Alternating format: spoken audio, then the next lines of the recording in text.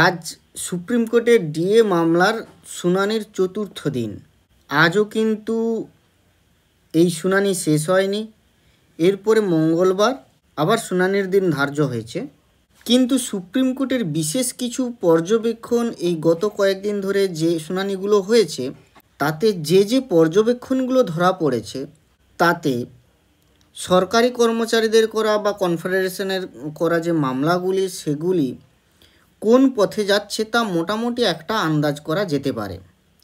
রাজ্য সরকার তার বক্তব্য রেখেছে, বিভিন্ন সরকারি কর্মচারী সংগঠন তারা তাদের বক্তব্য রেখেছেন।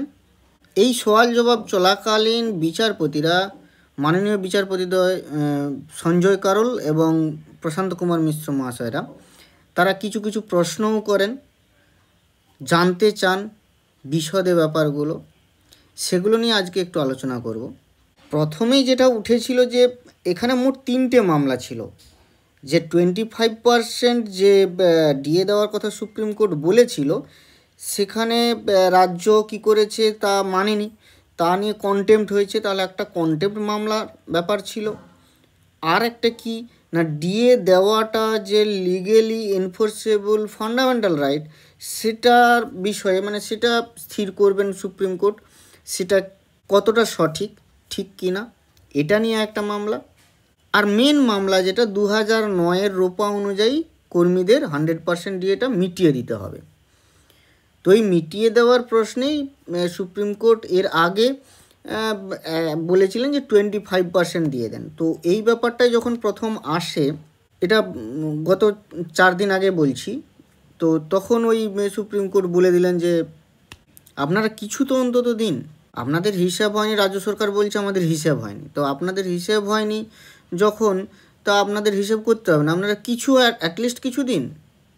তো এ ব্যাপারে বলে ছেড়ে দেন, অর্থাৎ সুপ্রিম কোর্ট বুঝে নেন। এবং তখনই কিন্তু সুপ্রিম কোর্ট বলেন যে আমরা কিন্তু এই ব্যাপারটিকে কমপ্লিট একটা ফয়সলা করতে চাইছি, আমরা হিয়ারিংগুলো প্রতিদিন করব, আপনারা কে কতক্ষণ বলবেন বলুন, সেই অনুযায়ী আমরা প্রতিদিন পারলে প্রতিদিনই আমরা হিয়ারিং করে যাব, একেবারে যতক্ষণ না আমরা ফাইনাল হিয়ারিং একেবারে শেষ হচ্ছে। তো সেই অনুযায়ী গত 4 দিন ধরে কিন্তু প্রতিদিনই হিয়ারিং হয়ে যাচ্ছে।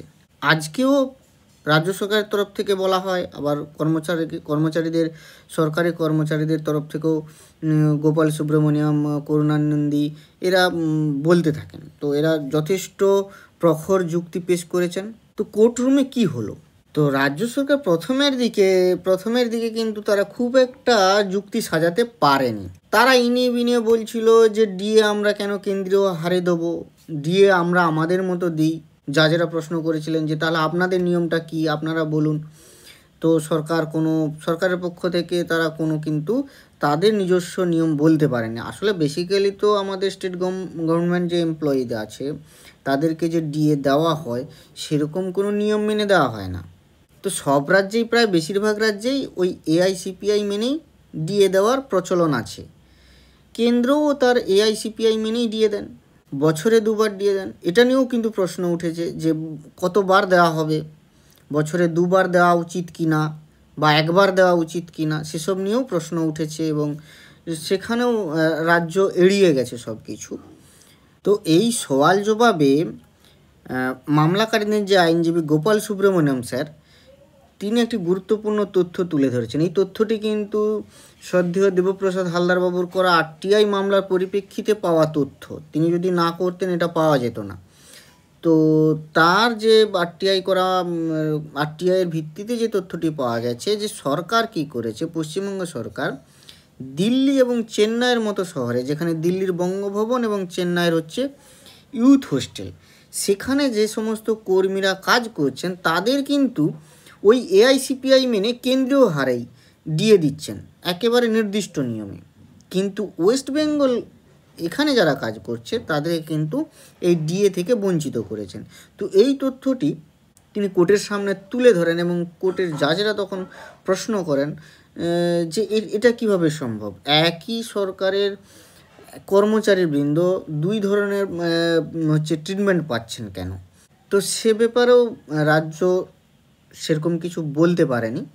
তো আর একটা তথ্য যেটা মামলাকারীদের পক্ষ থেকে তুলে ধরা হয় কোর্টের সামনে, সেটা হচ্ছে কি যে কেরল কিন্তু এআইসিপিআই মানে না। তারা কি করে, তাদের নিজস্ব একটা কনজিউমার প্রাইস ইন্ডেক্স আছে তাদের স্টেটের। তো তাদের কনজিউমার প্রাইস ইন্ডেক্স কিন্তু এআইসিপিআই এর থেকেও ভালো, এবং তারা এটা মেনেই কর্মচারীদের ডিএ দেন। অর্থাৎ এটা বলতে চাওয়া হয়েছে যে এআইসিপিআই মেনেই আপনাকে দিতে হবে বা কেন্দ্রীয় হারেই রাজ্যকে ডিএ দিতে হবে, এমন কথা মামলাকারীরাও দাবি করছেন না। তাহলে দাবিটা কি, যে ডিএ আপনাকে দিতে হবে। কর্মচারীদের যে একটা তাদের যে দ্রব্যমূল্য বৃদ্ধির সাথে সাথে তাদের জীবন জীবিকা নির্বাহের জন্য যে প্রয়োজনীয় অর্থটা দরকার, সেটাকে তো বাড়াতে হবে। কারণ বেতনটা, বেসিকটা তো ফিক্স থেকে যাচ্ছে। তো এইটিকে কাউন্টার করার জন্য রাজ্য কিন্তু একটা কথা বলেছে। সেখানে রাজ্য বলেছে যে এখানে একটা প্রশ্ন উঠেছিল যে ওই কি ইন্ডেক্সে 2009-এর আগে পর্যন্ত দেওয়া হয়েছিল, সেটা একটা ইন্ডেক্সে রাজ্য বলছে যে আমরা কিন্তু ডিএ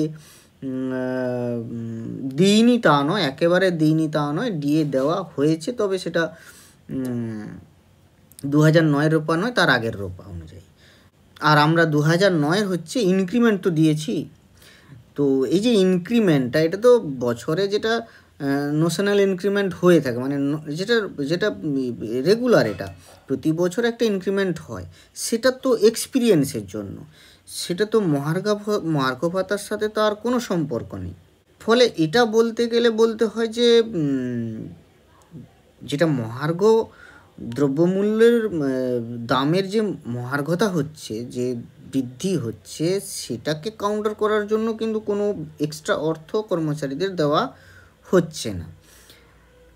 তো এই বিষয়ে রাজ্য ওইটুকু বলেই থেমে যায় যে ইনক্রিমেন্ট দেওয়া হচ্ছে। তো ইনক্রিমেন্ট সেটা তো ফ্যাক্টর না, আশা করি জাজরা তারা নিশ্চয়ই আরও ভালো বুঝবেন যে ইনক্রিমেন্ট এবং ডিএর মধ্যে একটা বিস্তর ফারাক আছে। তো এইরকমই বিভিন্ন দুই পক্ষের যে সওয়াল জবাব হচ্ছে, এই সওয়াল জবাব হয়েই আজকে আপাতত হিয়ারিংটা শেষ হয়েছে, এখনও হিয়ারিং হবে। তো আমরা তাকিয়ে থাকি যে পরবর্তী হিয়ারিং কি হয় এবং সেখানে কি রায় উঠে আসে।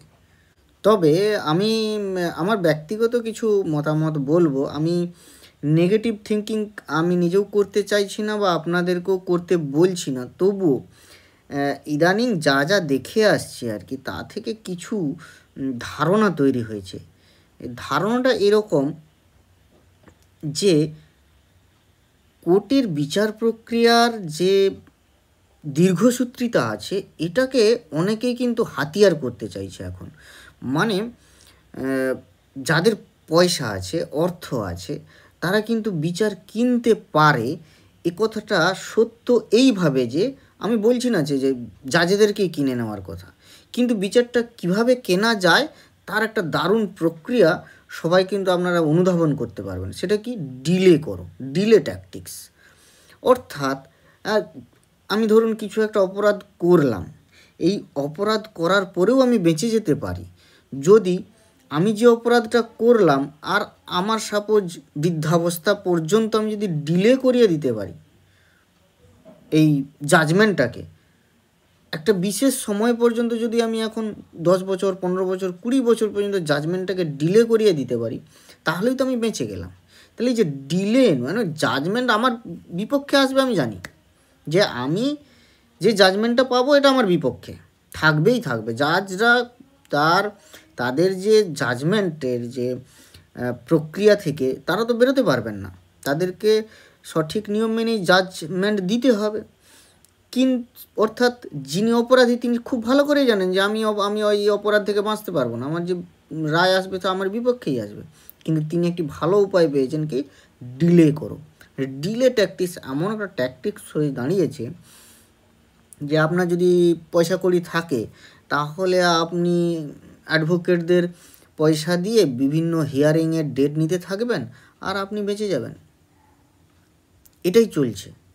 তো কিছু কিছু ক্ষেত্রে দেখছি খুব বড় বড় জাজমেন্টের ক্ষেত্রে, মানে বড় বড় যখন কেসগুলো ওঠে তখন হয়তো অনেক সময় কোর্টের জাজরা এটাকে ধরে ফেলেই তারা কিন্তু এটা নিষ্পত্তি করার চেষ্টা করেন। হয়তো এখানে সেটাই ঘটতে চলেছে, কারণ জাজরা যখন বললেন যে ঠিক আছে আমরা এটা পরপর হিয়ারিং শুনে কমপ্লিট করব, তাহলে নিশ্চয়ই তারাও হয়তো এখানে বুঝতে পেরেছেন।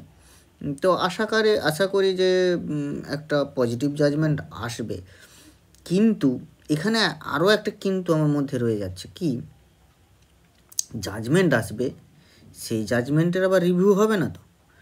সেই জাজমেন্টের রিভিউ, তার উপরে আবার রিভিউ, মানে এটা চলতেই চলতে থাকবে হয়তো।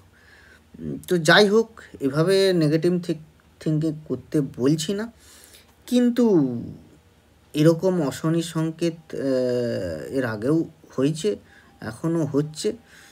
তো পজিটিভ থাকুন, পজিটিভ চিন্তা নিয়ে চলুন। হ্যাঁ, হয়তো একটা কিছু সুষ্ঠু সমাধান আসবে।